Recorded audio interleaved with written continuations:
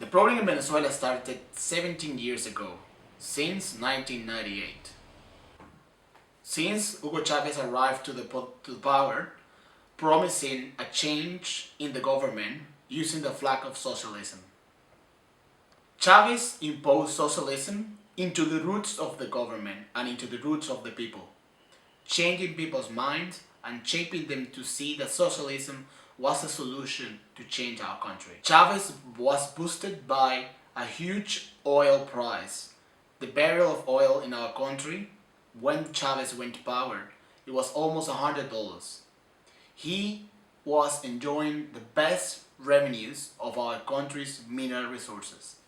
During the following years, Chavez has a huge opposition of people realizing that socialism wasn't going to work. Actually, new opposition leaders became under the new order, following the steps of the previous government trying to get Chavez out of power.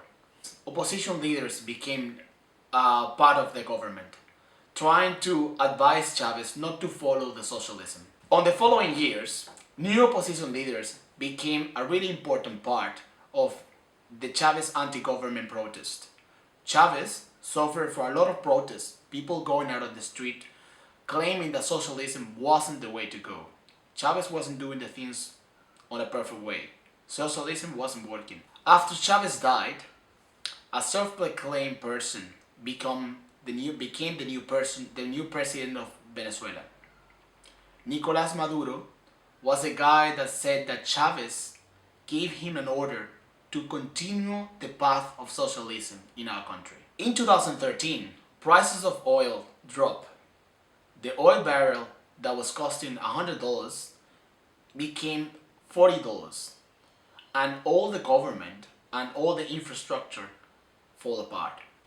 The productive chains of the country, everything that were attached to basic needs, suffered. So the government didn't have enough money to cover all the holes that Chavez and Maduro created. Today in Venezuela, food, medicine and basic services are unavailable or almost inexistent. In Venezuela right now, protests are in every state of people tired of being hunger, suffering from medicine, a lack of medicine, and also suffering from retaliation for a socialism country, socialism government that is been chasing them since the beginning of times. As a point of view as a Venezuelan, I will have to say that it's really sad to see what is happening in my country. My country is falling apart. People have left Venezuela. Almost 2 million of people have left Venezuela looking for a better future. I'm one of them. I came to Australia, I started studying, and thanks God I was able to grow up in this amazing country.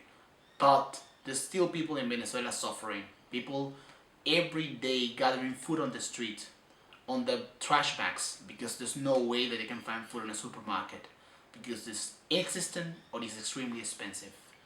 I believe that socialism in Venezuela didn't work. We don't believe in socialism. We believe that Venezuela has to change and that government has to take off.